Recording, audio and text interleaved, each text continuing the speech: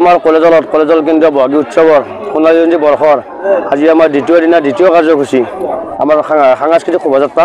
এই শোভাযাত্ৰাত আমাৰ ৰাইজৰ যিখিনি সহযোগ বা সহায় সহযোগিতা যিখিনি ন উদ্যমৰে মানে আগবাঢ়ি আহি আমাৰ শোভাযাত্ৰা অনুষ্ঠানটোত মানে সাফল্যমণ্ডিত কৰিলে তাৰ কাৰণে আমি সমূহ কলেজৰবাসীৰ হৈ মই সাধাৰণ সম্পাদক হিচাপে সমূহ ৰাইজকে অশেষ ধন্যবাদ। সোণালী জয়ন্তী কলেজৰ কেন্দ্ৰীয় বহাগী উদযাপন সমিতিৰ আজি দ্বিতীয় কাৰ্যসূচী আছিল আৰু দ্বিতীয় কাৰ্যসূচীত আছিল আমাৰ ৰাতিপুৱা 10 বজাৰ পৰা শোভাযাত্ৰা।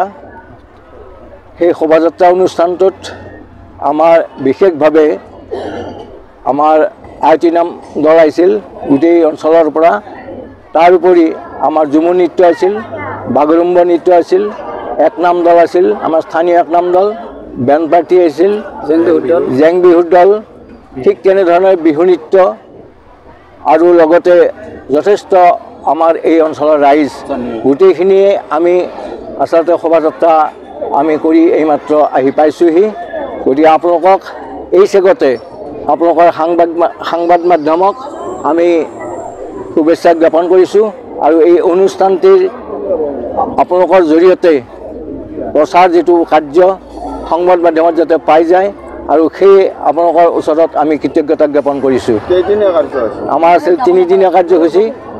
আমাৰ এটা আমাৰ 1 নম্বৰ গৈছে আৰু দ্বিতীয় আজি আমাৰ 2 নম্বৰ কাৰ্যসূচী আৰু অহাকালি সামৰণি পৰিব।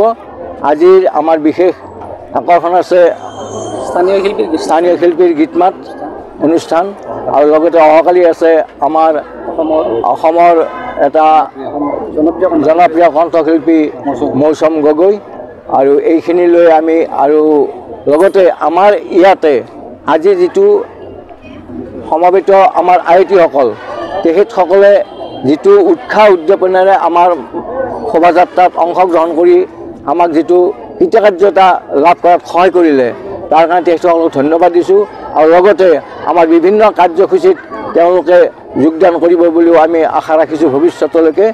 আৰু তেওঁলোকে হ'ল আমাৰ আচলতে মাতৃ হ'ল আমাৰ আচলতে যিকোনো অনুষ্ঠানৰে বৰ্তমান সময়ত এটা আহিলাৰ ধৰণৰ হৈ পৰিছে। কাৰণ তেখেতসকল নাথাকিলে আমি অৰ্থাৎ আয়তীসকল যদি নাথাকে তেতিয়াহ'লে আমাৰ কোনো কাৰ্যসূচী আচলতে সফলমণ্ডিত নহয় বুলি আমি ভাবোঁ।